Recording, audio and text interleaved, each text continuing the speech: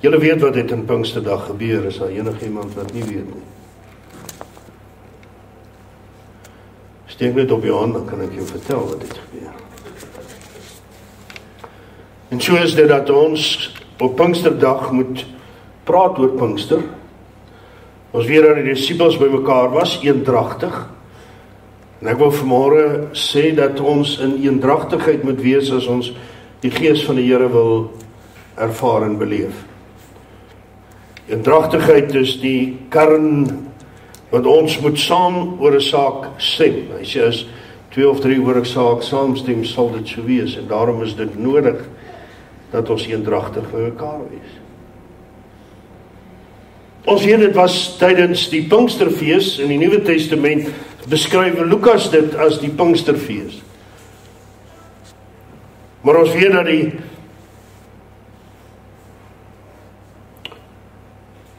die oorspronklike fees wat die Shavuot gewees, dis tydens die Passover, soos wat ons dit ken, was dit die tyd wat Christus gekruisig is, wat hy gesterf het, hy opgestaan het. Ons het verlede week gehoor 40 dae spesifiek uitgewerk, presies soos wat God dit bestem het, het hy sy seun kom haal. En nou is dit 50 dae. Dis tydens hierdie fees, wat die fees van die eerste vrugte was, terwyl Mariaan nou so ook gepraat het oor tiendes, is dit die fees wat hulle dan gebring het, die offer van die eerste vrugte, wanneer die seisoen gedraai het, en dan daar 'n oes ingekom het, en hulle dit kon aangebied het tot 'n lof en 'n prys en 'n aanbiddingsfees. Dit was 'n eervolle fees, 'n fees vol van blydskap, 7 weke lank gehou.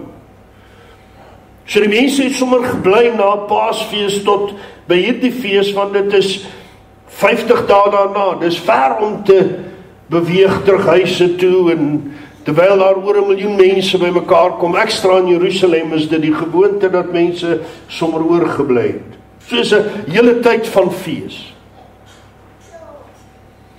Maar een van die redes hoekom hierdie fees ook plaasgevind het, is uit die Torah, wat gesê dat is die fees wat hulle gevier het toe God die wet gegee het aan Moses. En dan het die Jode dit gevier. Hulle het gevier die tyd toe hulle uit Egipte land uitgetrek het met die Paashouer. Nou is dit 50 dae daarna, daar waar op die berg God verskyn het aan Moses, om geroep het om op die berg te kom, om die reëls, die regulasies, die wette, die insig van God te kan deel, en met die volk te deel. Ons ken daai deel van die geskiedenis. Nie net een keer gebeur nie, 'n paar keer. 'n Paar keer het hier die geleentheid waar die Here dan met Moses gepraat het.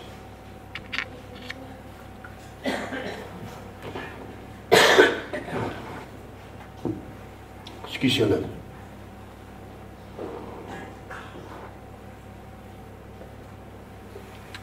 En hier is die uitstorting van die Heilige Gees.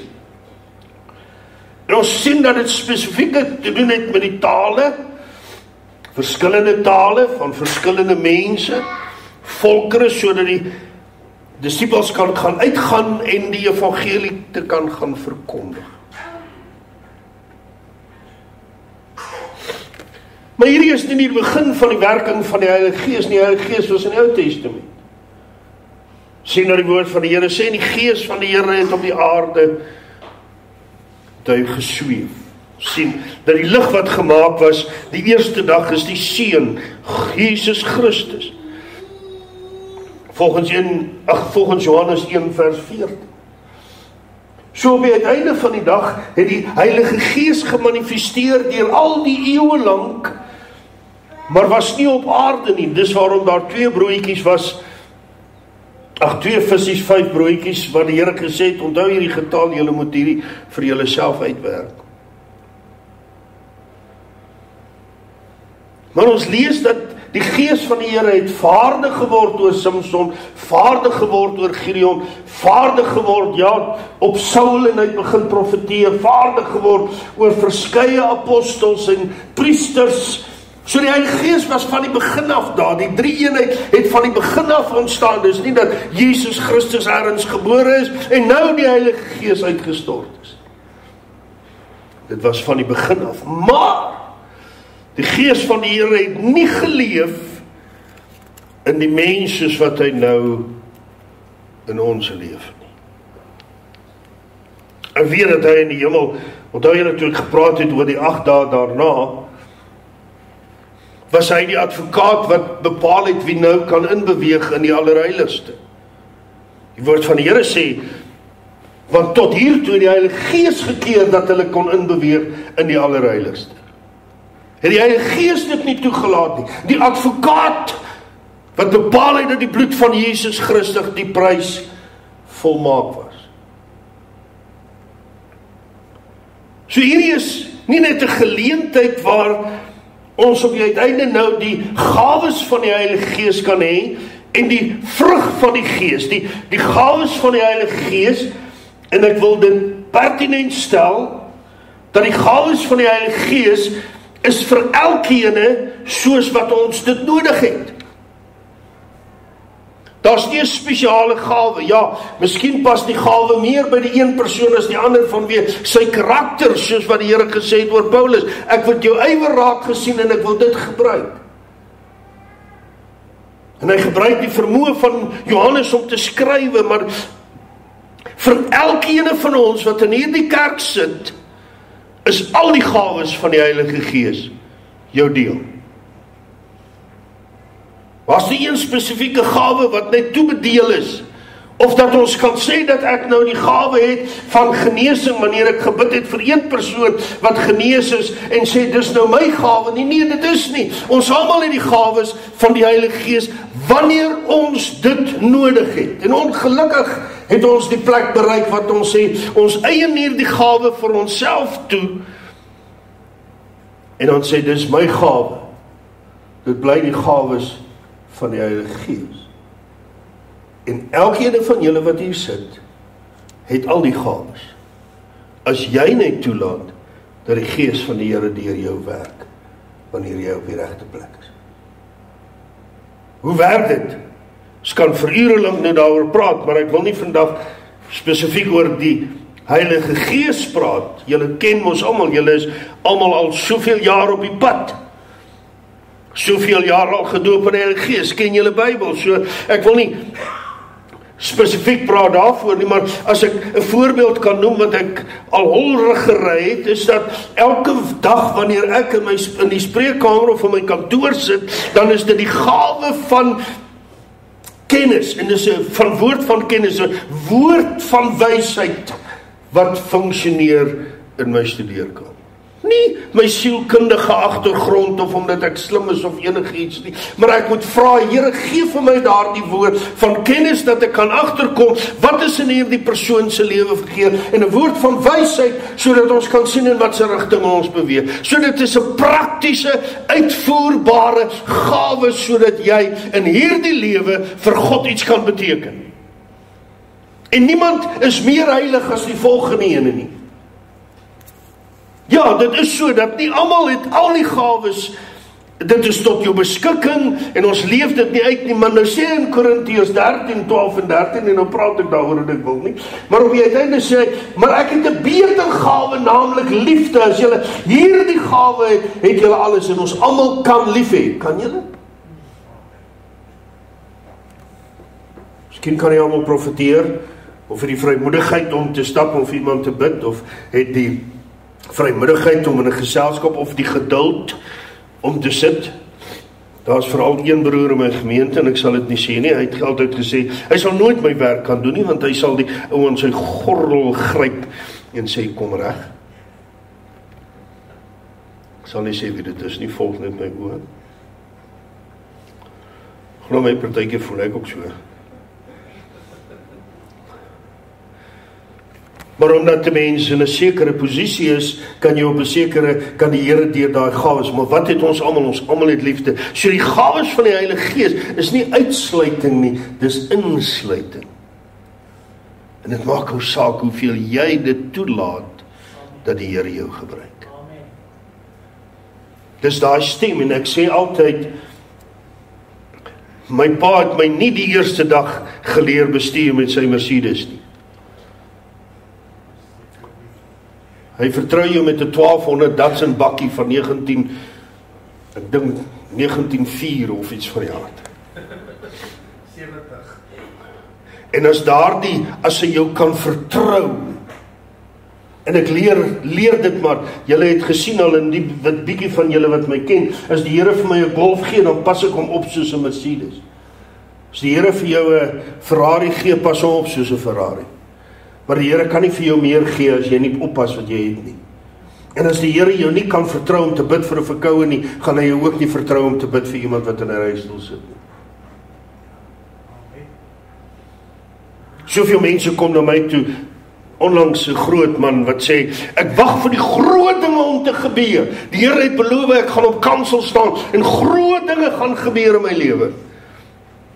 Grootste ding wat in jou lewe kan gebeur is jy kan een siel na die Here toe lei. En as jy die gawes van die Heilige Gees in jou lewe het, is dit eenvoudig. Hy sal vir jou 'n woord gee, hy sal vir jou. En die vrug van die Gees is doodgewoon die resultaat van ons verhouding wat ons met die Here het. Die karakter wat ontwikkel vanweë ons verhouding met hom. Ons interpersoonlike verhouding met die Here. Soos mense 'n deel word van ons, begin hulle taal verander, hulle mense verander, hulle menswees verander wanneer jy tussen kinders van die Here is. Is dit nie so nie?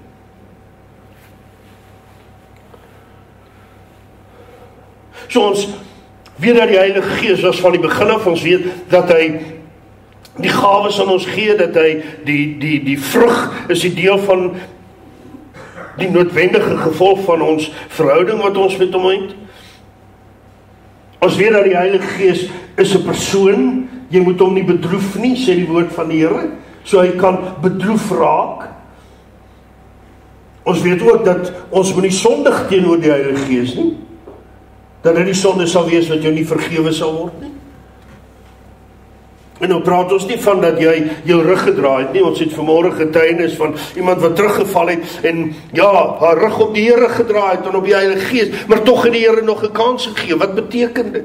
Wat beteken dit dan dat jy nie sondig moet teen die Heilige Gees moet sondig, want dit sal jou nie vergewe word nie, want hy is die enigste wat jou kan oortuig van sonde, geregtigheid en oordeel. En as jy jou rug op hom draai, jou oor stil maak vir hom, gaan jy op die uiteinde van die dag nie weet wat is verkeerd nie. En gaan jy nie oorgetuig word nie. En gaan jy nie beoordeel word sodat jy dit kan regmaak met God en dat jy kan aangaan in die lewe. So eenvoudig soos dit. Ja, daar is sonde tot die dood, wat waarvoor ons nie bid nie. Dit sal ons nog oor praat. Maar ek wil vanmôre praat oor hierdie fees wat gevier is en hierdie geleentheid wat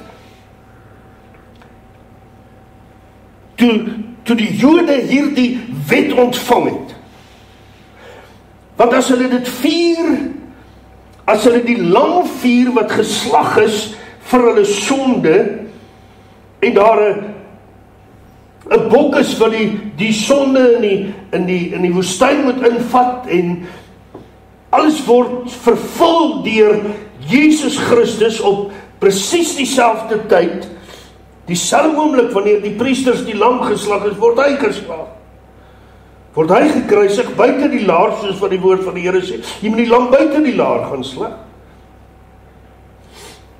Al hierdie dinge gebeur so. Dis nie net 'n fees en Jesus gebeur, en verstaan my baie mooi, ons gaan nie terug na die Joodse fees, ons gaan nie terug na dit wat daar gebeur het nie, want dit sal wees asof ons Christus weer kruisig, sê die woord van die Here. Ons moet nie daar nie tel soos wat die Jode dit gedoen het nie. Maar ek wil die erns daarvan, soos wat ek gesê het, van Die 8 dae daarna, soos wat ek gepraat het van die hemelvaart, van alles wat ek vanmôre sê, maar wat het alles gebeur toe hulle die wet ontvang het? Want eintlik het ons hier die Heilige Gees ontvang, en die Heilige Gees oortuig ons van sonde, geregtigheid en oordeel. So ons het nie meer die wet nodig nie, die Gees van die Here. Ons word nie meer besny soos in die wet nie, maar ons harte word besny. Kan julle daai skrifte onthou?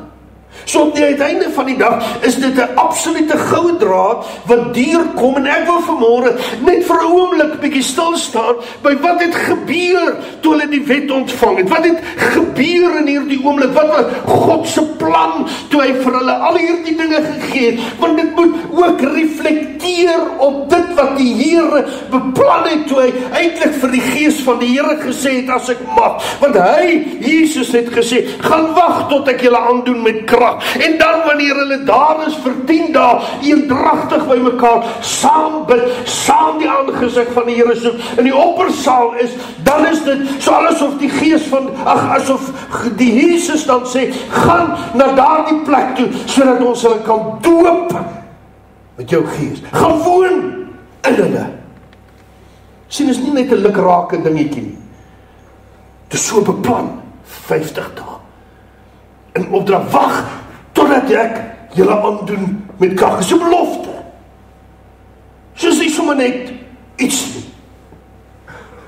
En dit moet deurgetrek kan word, en dit is waarom ons die Ou Testament het, want die Bybel sê, ons het die Ou Testament wat vir ons rigting gee, sodat ons hierdie dinge meer kan verstaan, en ek glo met my hele hart, dat julle sal raak lees wat ek raak gelees het, toe ek hierdie gedagte by myself kom en sê, toe hy die wet gegee, het hy nog iets gegee, en ek glo dat hy vir elkeen van ons, in hierdie dag waarin ons leef, ook meer gee, as net gawes en vrug.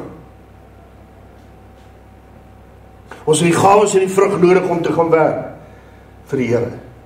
Ons het die gawes en die vrug nodig om 'n heiligmakende lewe te lei. Ons het die gawes en die vrug nodig om te lewe, om syne te wees.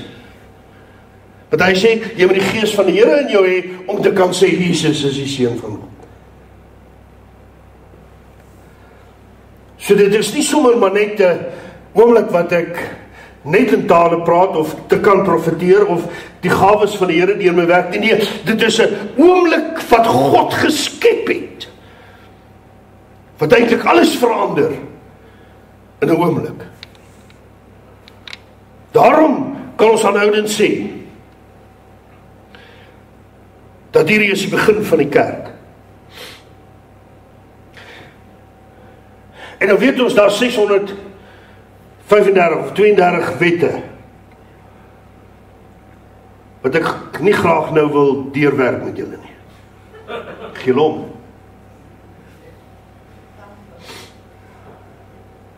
Was al een iemand wat eerlik is. En julle weet dat daar die hele 5 boeke van Moses word eintlik beskryf as die wet van Moses, die wetboeke van Moses. Ons weet dat Numeri, Deuteronomium, al die Levitikus, het op die uiteinde van die dag hierdie wette saamgevat, en soveel gebeure, en soveel verwysings na hierdie oomblikke, en Moses het op die uiteinde die wetstukken geslaan, en 'n goue kalf, en al hierdie goed het gebeur. Maar ek wil dit net vir 'n oomblik bietjie by mekaar sit en sê, as ek die hooftema kan uitneem, as ek die hooftema van hier het God aan die volk 'n wet gegee. Hy het homself uitgedruk, hy het homself gesê, dit is wat julle nodig het, en onthou dat die wet op die uiteinde van die dag, van dag 1 af, was die wet nooit reëls en regulasies om die mens te straf nie, maar dit was 'n leiding sodat mense 'n beter lewe kon hê. Die eerste wet is, jy moet die Here jou God lief hê, want daar is geen ander God nie. Dis nie 'n wet nie. Dit is ons goeie raad. Dis soos as ek vir julle sê, hou hierdie pastoor, daar is baie min van hom op hierdie aarde. Krijg nie eers een aan.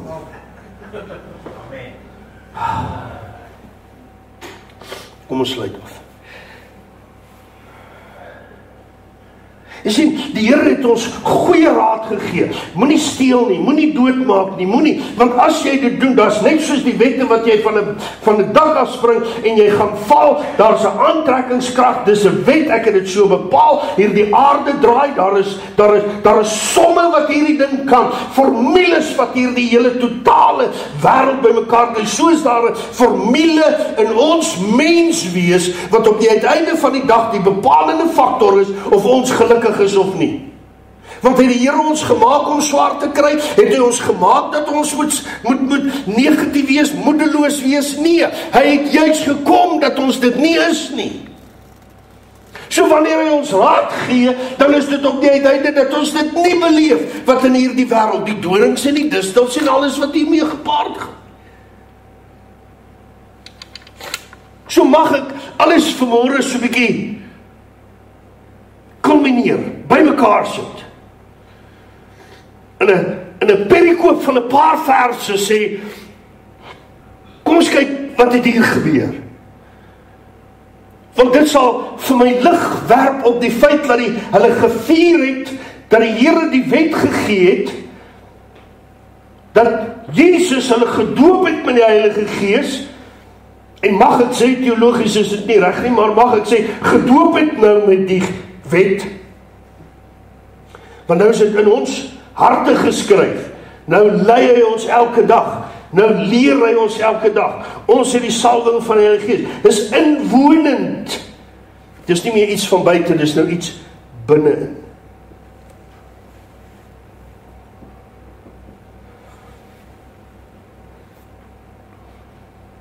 In die eerste plek sien ek Numeri 6,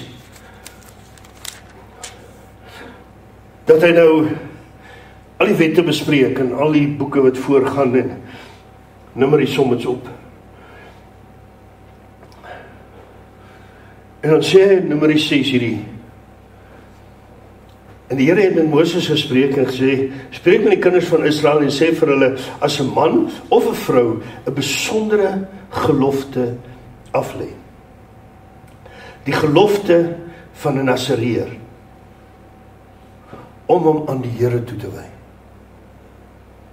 So wat is hier besig om te gebeur? Ons gee die wette, ons doen al hierdie dinge, en dan sê die Here, as daar 'n man en 'n vrou is wat op die uiteinde sê, ek sal my lewe afsonder. En hulle praat van 2 Hebreëse woorde. Een is Pala, en die ander een is Nazar. Vir dieselfde, onderskei, afsonder, wat my toegee aan hierdie gelofte, wat ek dit wil onderskryf. Pala en Nazar. Nazar weet ons almal. Dus ek gaan nie my hare sny nie, ek gaan nie van die wynstok drink nie, ek gaan nie meer hier doen nie, ek gaan nie meer daai doen nie, ek gaan nie meer hierdie doen nie, ek gaan nie meer daar doen nie. As jy deel wil wees van hierdie Nasareën, as jy wil antwoord gee, as jy jou lewe wil toewy, man of vrou, dan moet jy jou wegvat van die wêreld en sy dinge, en dis wat in Mariaan se lewe gebeur, sy sit rookwerk, drankwerk, al hierdie goed, maar daar is 'n ander, ek onderskei my, volgens die woord van die Here, ek onderskei my om iets uit die hand van die Here te kan ontvang. Is dit nie mooi nie? Jy sien, heiligmaking is nie om weg te kom net van hierdie wêreld nie, is ek maak my reg. Ek onderskei my, sodat ek iets kan ontvang in heiligheid. Dit is die vertaling. Iets heilig te ontvang. Jy sien, ons gaan op die uiteinde en sê, dat die Heilige Gees, laat ons, as ons maar net in 'n taal kan praat, of 'n profesie, en ons kyk nou op na mense wat kan profeteer, en al hierdie tipe van dinge, en ja, hulle van die weg van die lewe, maar wat het hulle, wat op die uiteinde van die dag, iets nuuts, iets anders, 'n veranderde lewe, dis waarom die Here gesê het, vernuwe jou gedagtes, elke dag. Verdiep jou in die Here. As jy so sonder jou af. Ek het dink gou, wonder of ek het vinnig sal kry.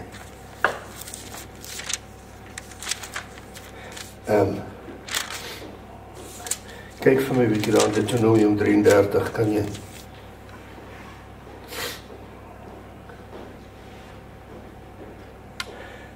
Ek gaan vinnig gou kyk. Ja, is 33 vers 13. Die seun wat op Josef gerus het.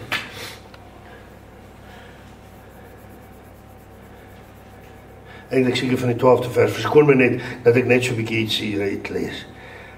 Hy sê van Josef het hy gesê, geseën deur die Here is sy land, met die kostelikste gawe van die hemel, met dou en met die wêreldvloed wat onder lê, en met die kostelike voorbrengsels van die son en met die kostelike gewasse van die maane, en die vernaamste voortbringing van die berge van die voortyd, en van die kostelike gawes van die ewige heuwels, en met die kostelike gawes van die aarde en sy volheid, en die welbehaag van hom wat in die doringbos gewoon het.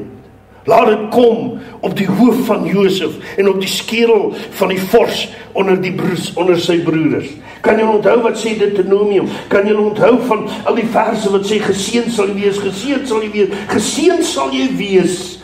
So dit is die hier, en ons praat nie van 'n aardse seën, ek praat nie van 'n rykdom van hierdie aarde en van al hierdie dinge nie, want dit is soos 'n oomblik is dit soos gras wat verwy. Maar vir my gaan dit daaroor om te sê, ek soek die gawes van die Heilige Gees, ek soek die vrug van die Gees, maar ek wil my ook voorberei vir 'n diepe ervaring van liefde van God soos nog nooit van tevore.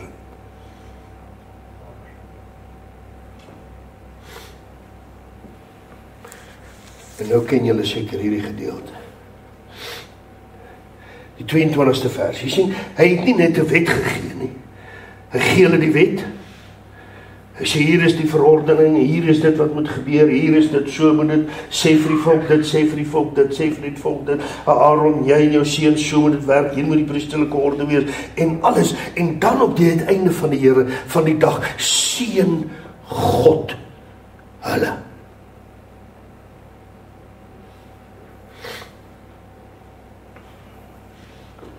Hy sê die Here het met Moses gespreek en gesê, spreek met Aaron en sy seuns, so moet julle die kinders van Israel seën deur vir hulle te sê. Die vertaling is Irene wat beteken hy seën hulle met voorspoed. Maar jy sien, dit is nie net 'n seën. Ons doen ons almal Korintiërs. Hier aan die einde van Korintiërs dan het ons die seën wat ons elke Sondag uitspreek, is dit nie? Wat ons sê, die genade van die Here Jesus Christus en die liefde van God die Vader, die gemeenskap van die Heilige Gees sy met julle almal. Onthou julle, dit is wat ons elke keer sê. En dit is 'n seën wat Paulus uitspreek, dit is 'n seën wat hy deel, maar hierdie is anders. Hierdie noem die vertalers 'n besonderse gelofte. Jy sien, is nie net 'n seën nie. Hulle noem dit barak. Hy sê dis 'n besonderse gelofte.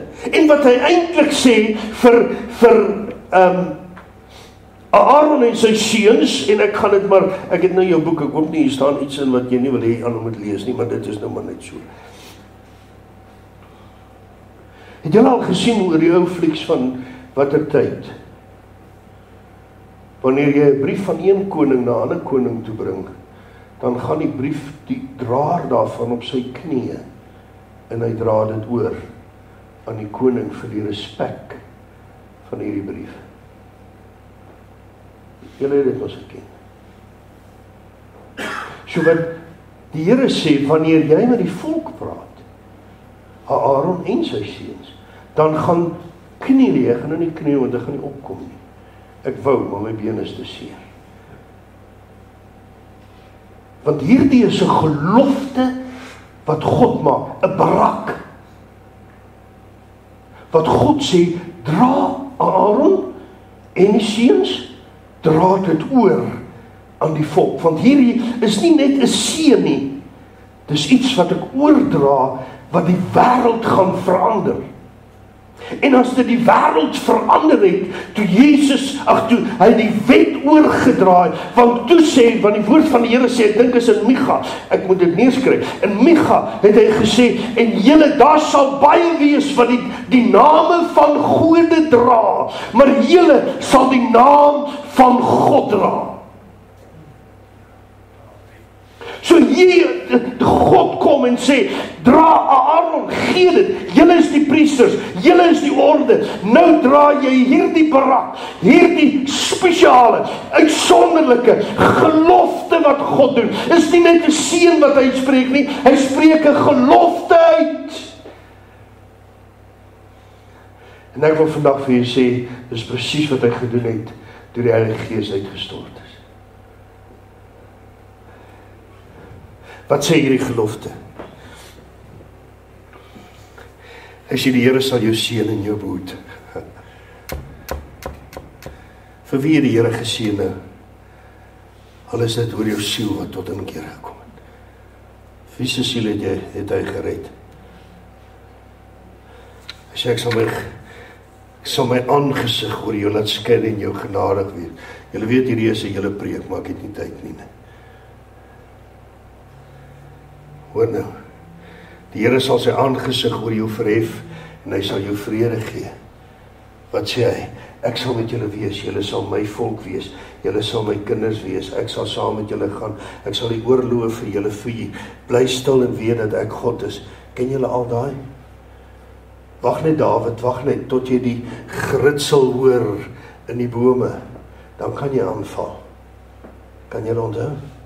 Weet jy wat, as julle net 'n bietjie wag, dan kan julle nou beweeg, staan bietjie stil, gaan, want ek sal vir julle vrede gee, ek sal met julle wees. En dan sê hy die volgende vers, so moet hulle dan my naam op die kinders van Israel lê. En weet julle waarmee word daar die naam vertaal met logos, so sal julle my naam. So wat het gebeur op Pinksterdag? Dieselfde, die Here sê, ek gee vir jou die Heilige Gees, hier is vir jou insaai, hier is vir jou insette, maar nou wil ek jou seën, sodat jy die naam, die logos van die Here, God in jou lewe kan hê. Jy sien, die Heilige Gees is nie net om in 'n taal te praat, dis nie net om vir die Here te werk nie, dis ook om die logos woord, dit wat Jesus is. Want die woord van die Here sê, daar is 3 wat getuig in die hemel, dit is die Vader, die Woord en die Gees. So ons sê die woord in elkeen van ons, daarom moet ons begin opstaan en sê, ek weet, wat ek in Christus is. Satan gaan alles probeer van jou beroof, hy gaan alles van jou al wegneem, want hy wil nie hê dat jy hierdie spesiale verbond wat die Here eintlik met jou gesluit het. Wanneer 'n prediker op 'n kansel staan, wanneer enigiemand, wanneer wat ook al aan jou oordra, is dit iemand wat eintlik op sy knieë staan en sê, hierdie kom van God af, dis 'n brief van jou geskryf. En ek wens ek het die oomblik gehad en die geleentheid en die gesondheid om elkeen se Bybel so vandag oor te dra aan elkeen en te sê, vandag, hierdie dag is nie net die uitstorting van die Heilige Gees en mense in tale gepraat nie. Hierdie is ook die bevestiging van daardie gelofte wat die Here afgelê het om te sê, jy kan my logos in jou lewe hê. Amen. Is dit nie mooi nie? Paulus skryf dit so mooi, hy sê, ons moenie die Jode weggooi nie. Hy sê, want hulle het die woord gebring tot nou toe. What a message. Hulle het die woord gebring tot nou toe, maar wie vat hom nou verder? Ek en jy. It's the same spirit that rose Jesus from the dead dwells in you. Dwells in you. En het ons dieselfde Gees? So wanneer ons vanmôre wil praat oor die Heilige Gees en oor Pinkstertyd, dan wil ek vanmôre net so een tree verder gaan en sê, die wet is vir ons gegee deur die Heilige Gees. En nou kan ek die logos, hy kan lewend word in my lewe. Is dit nie mooi nie? Ek het in al die jare wat ek in sielkunde en met die tersiêre wêreld te doen het, kan ek vandag met al die autoriteit wat ek kan hê in myself sê, daar is geen dingetjie wat een of ander filosoof of iets uitgedink het, praat nou van as hulle die waarheid gepraat het, hulle is min, hulle praat nie baie die waarheid nie, maar hulle doen, hier en daar is wat so bietjie meer waarheid gepraat het, soos Jan en al die ouens, maar ja, nou is maar bietjie verward. Kon ek nie in hierdie Bybel kry nie. Geen wysheid. En as julle eendag tyd het, dan sal ek dit vir julle almal vir julle verduidelik. Die fynste. Iemand sê, lang terug luister ek na 'n boodskap wat hulle sê, elkeen van ons het 'n dier in ons, of elkeen het 'n skaduwee, hulle noem dit 'n spook, hulle noem dit 'n skaduwee, Freud het daarmee begin. Dit staan in die Bybel, man. Gaan lees dit net in Spreuke. Staan lankal daar, lang voor jy iets gedink het. Wat sê ek? Jy is vermore. As jy dan sê, ek sal hierdie gelofte aflê, want dis mos wat gebeur. Ek sal die Here volg. I will follow him.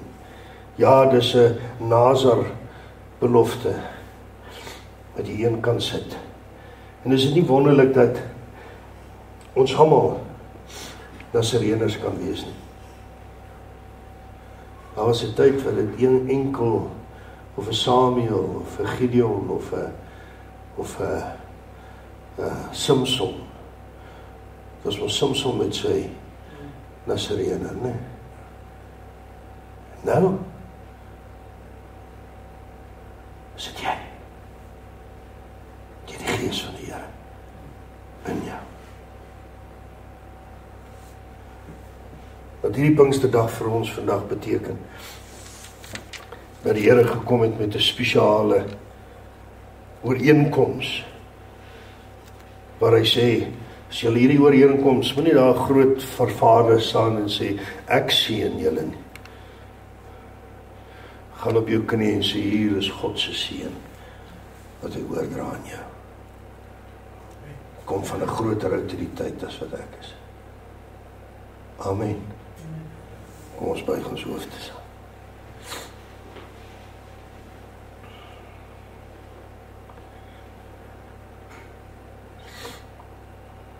Ek weet, Here, dat U vanmôre met ons elkeen spreek.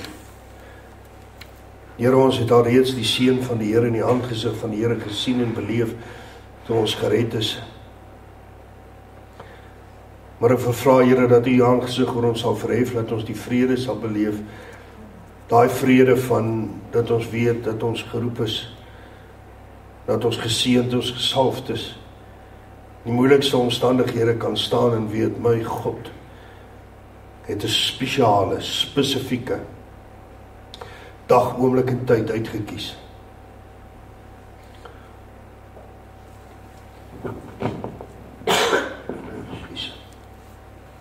Om met ons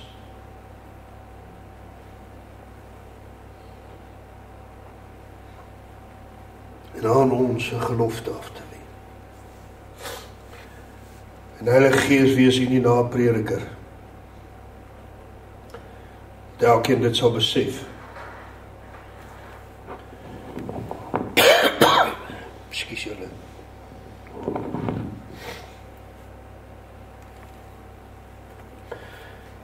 Dat elkeen dit sal beleef.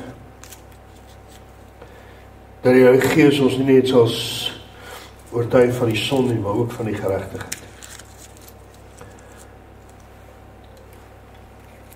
Oortuig ook elkeen van die geregtigheid van die Here wat in ons is. Want ek weet U wil ons ook seën soos U vir Josef geseën het. Ook in die daaglikse, ook in ons emosionele, ook in elke faset van ons lewe. Help ons dat ons 'n logosdraer sal wees. Dat die wêreld sal sien wie die Here eintlik is. dat die gawes van die Heilige Gees en die vrug van die Gees insluitend is vir elkeen van ons. En ons eer U daarvoor in Jesus naam. Amen en amen. U kan iets. Kom ons gaan staan, ons vat hande.